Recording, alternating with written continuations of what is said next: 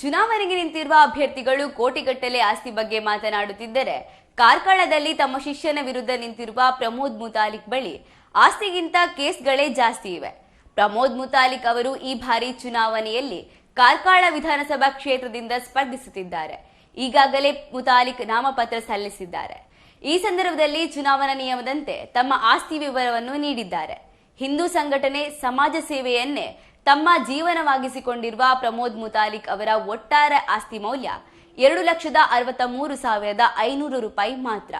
ಈ ಪೈಕಿ 2.5 ಲಕ್ಷದ ಒಂದು ಬಾಂಡ್ ಇದ್ದು 10,500 ರೂಪಾಯಿ ಕೈಯಲ್ಲಿ ನಗದು ಇದೆ. ಇನ್ನು ಬ್ಯಾಂಕ್ ಒಂದರಲ್ಲಿ 3,000 ರೂಪಾಯಿ ಉಳಿತಾಯವಿದೆ. ಪ್ರಮೋದ್ ಮುತಾಲಿಕ್ ಅವರಿಗೆ ಪತ್ನಿ, ಕುಟುಂಬ ಇಲ್ಲ, ಯಾರೂ ಅವಲಂಬಿತರೂ ಇಲ್ಲ.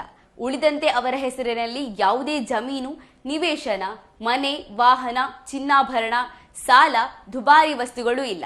ಆದಾಯ ಮೂಲವನ್ನು ದೇಣಿಗೆ ಸಂಗ್ರಹ, ಉದ್ಯೋಗ, ಸಮಾಜ ಸೇವೆ ಎಂದು ಚುನಾವಣಾ ಆಯೋಗಕ್ಕೆ ಸಲ್ಲಿಸಿರುವ ಅಫಿಡವಿಟ್ನಲ್ಲಿ ತಿಳಿಸಿದ್ದಾರೆ.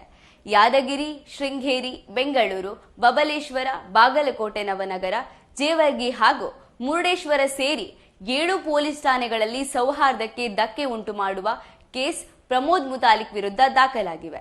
ಪ್ರಚೋದನಕಾರಿ ಭಾಷಣ ಮತ್ತು ಸಶಸ್ತ್ರ ಕಾಯ್ದೆ ಉಲ್ಲಂಘನೆ, ಮಾನನಷ್ಟ ಮೊಕದ್ದಮೆ, ಜೀವ ಬೆದರಿಕೆ, ಧರ್ಮಗಳ ನಡುವೆ ದ್ವೇಷ ಭಾವನೆ, ಧಾರ್ಮಿಕ ಭಾವನೆಗೆ ಧಕ್ಕೆ, ಅವಾಚ್ಯ ಶಬ್ದಗಳಿಂದ ನಿಂದನೆ, ಕೋಮುಗಲಭೆ, ಜೀವ ಬೆದರಿಕೆ, ಪ್ರಚೋದನಕಾರಿ ಹೇಳಿಕೆ, ಅವಹೇಳನ, ಆದೇಶ ಉಲ್ಲಂಘನೆ ಕೇಸ್ಗಳು ದಾಖಲಾಗಿವೆ ಎಂದು ಚುನಾವಣಾ ಆಯೋಗಕ್ಕೆ ತಿಳಿಸಿದ್ದಾರೆ. ಹೆಚ್ಚಿನ ಸುದ್ದಿ ಮತ್ತು ಮಾಹಿತಿಗಾಗಿ ದ ಮ್ಯಾಂಗ್ಳೂರ್ ಮಿರರ್ ಚಾನೆಲ್ನ ಸಬ್ಸ್ಕ್ರೈಬ್ ಮಾಡಿ. Thank you.